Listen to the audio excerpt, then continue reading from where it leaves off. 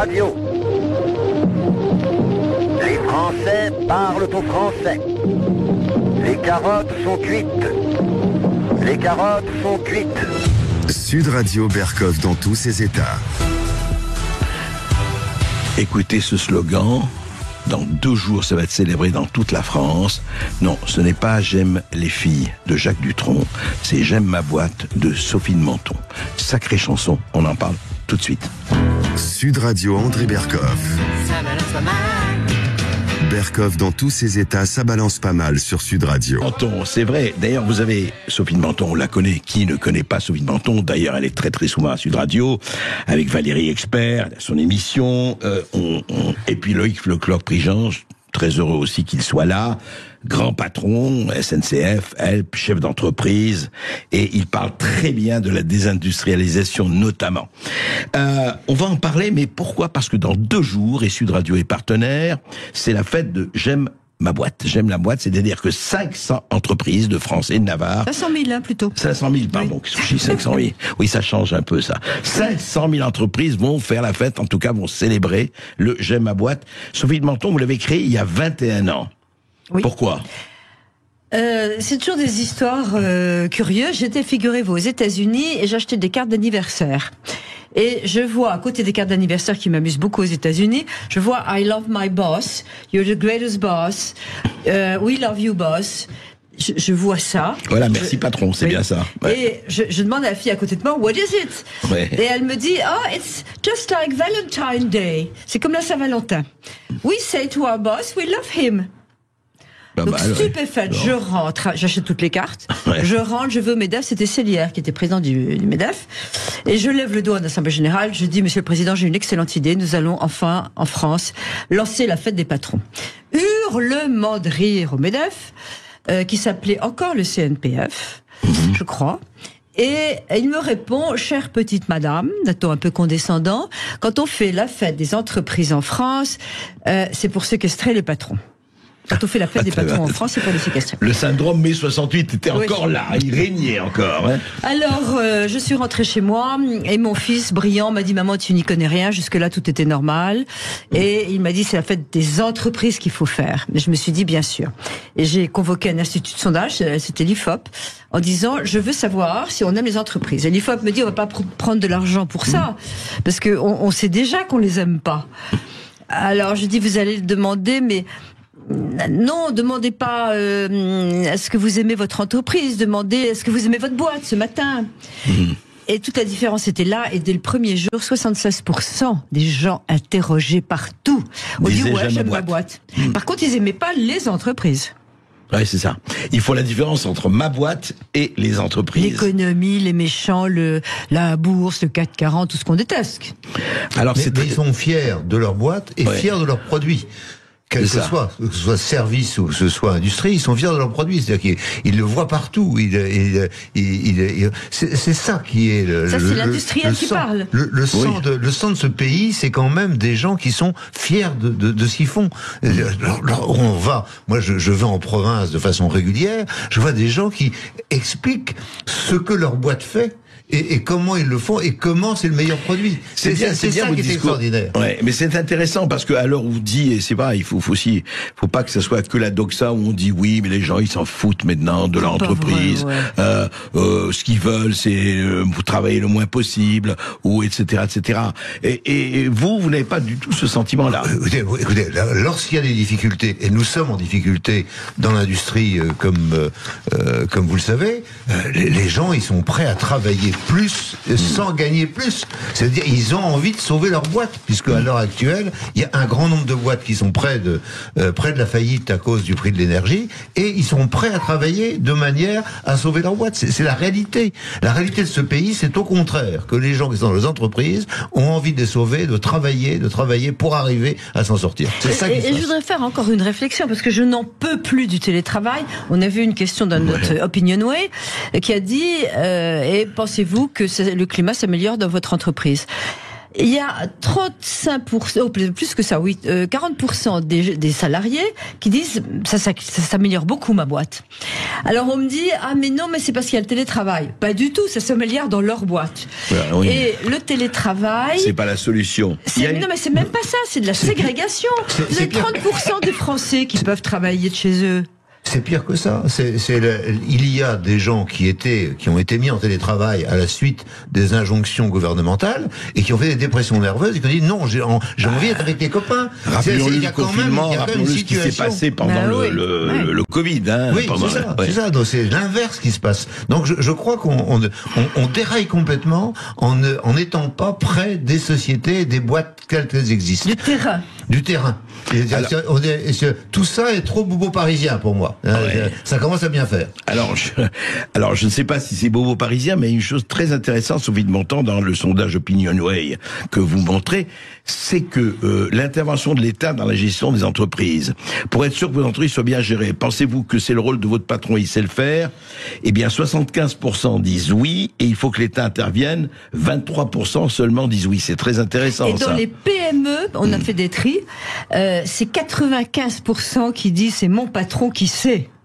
C'est normal, il est sur le terrain. Oui, mais quand on a un interventionnisme comme on l'a de l'État, c'est assez inquiétant. Parce que ils sont convaincus qu'ils savent mieux que nous, c'est le problème. Mais c'est la France jacobine, ça. Oui, mais c'est pire que ça. C'est-à-dire que dans les petites boîtes, les gens considèrent que c'est l'État qui empêche la boîte de se développer. Et c'est ça que j'ai aujourd'hui dans les réunions que je fais. Sous forme de quoi? Trop de paperasserie, trop de... Les administrations demandent du papier. C'est-à-dire que d'un côté... c'est assez marrant. Les administrations disent on dématérialise.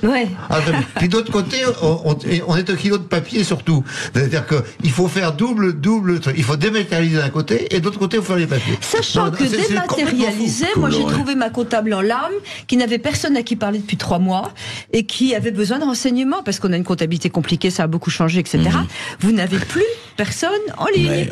Et c'est vrai pour beaucoup de domaines. Dans beaucoup de domaines, c'est clair. Et on augmente les fonctionnaires quand même. C'est ça qui est assez attendez, surprenant. On n'envoie pas que des fonctionnaires, on les double avec des conseillers. McKinsey et compagnie. C'est fabuleux. C'est-à-dire, où ils sont bons, les fonctionnaires, on les garde. S'ils sont pas bons, on les vire. Non. Nous, on ajoute. C'est strate après strate. C'est vraiment intéressant. Et on dématérialise, c'est-à-dire qu'on n'a personne au bout du fil.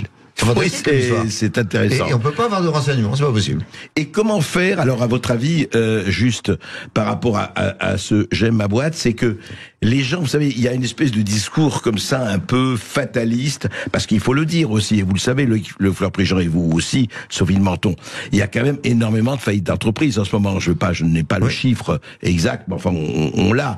Qu'est-ce qui fait que, on sait très bien, et on l'a dit, alors là, c'est un cliché, mais c'est un cliché vrai, que 90% des emplois sont créés par les entreprises, par les PME, etc., etc.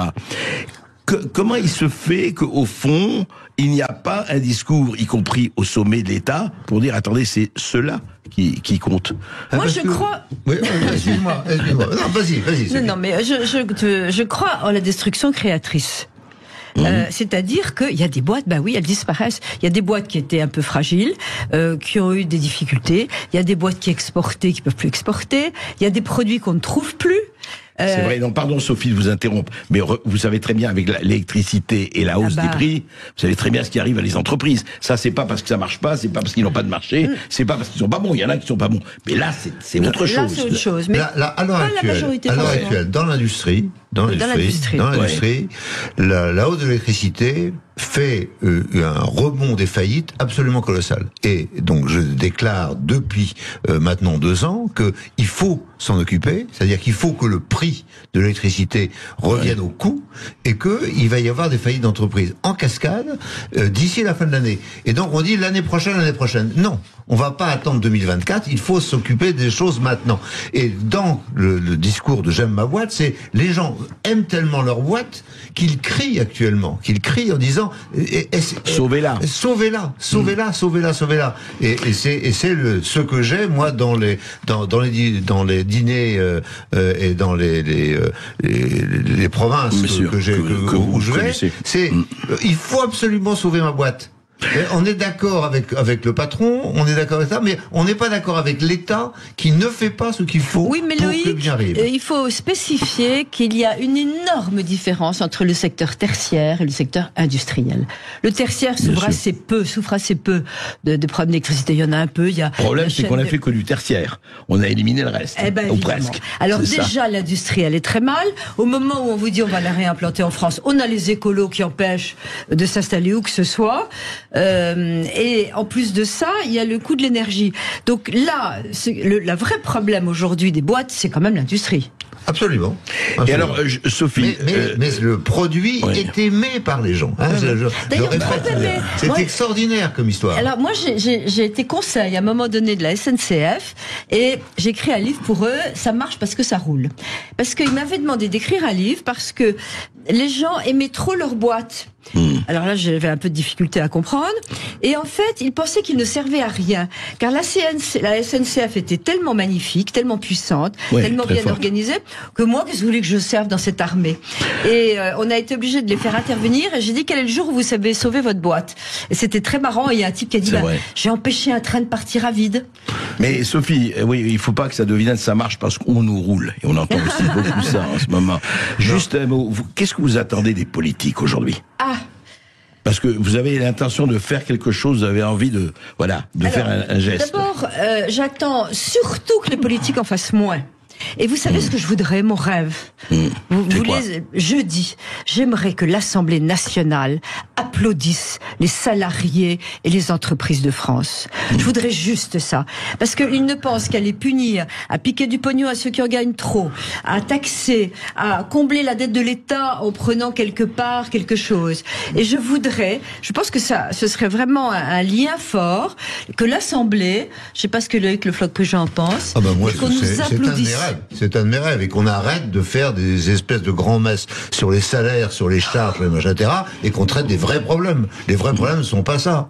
Vous voudriez que les conseils citoyens, ça donne pas ça? Les grandes consultations de président. Prenons les gens des entreprises et écoutons ce que disent les entreprises, écoutons ce que disent les salariés dans les entreprises. Ce n'est pas le cas actuellement. On fait des grands messes qui ne servent à rien. C'est-à-dire que dire l'injonction, il faudrait augmenter les salaires, ça dépend. Est-ce que mes marges augmentent ou pas, moi, en tant que patron?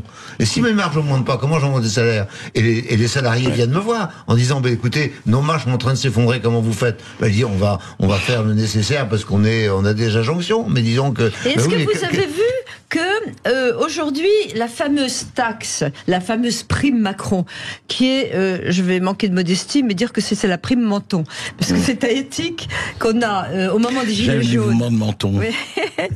Au moment des gilets jaunes, à éthique, je dis ça parce que j'ai été le porte-parole, mais ils ont décidé qu'il fallait une prime défiscalisée pour tout de suite pouvoir augmenter. Eh bien, c'était formidable. C'est une prime défiscalisée qui permettait de pas gréver la boîte, d'aider les salariés. Eh ben, annoncé ce matin, on va la refiscaliser.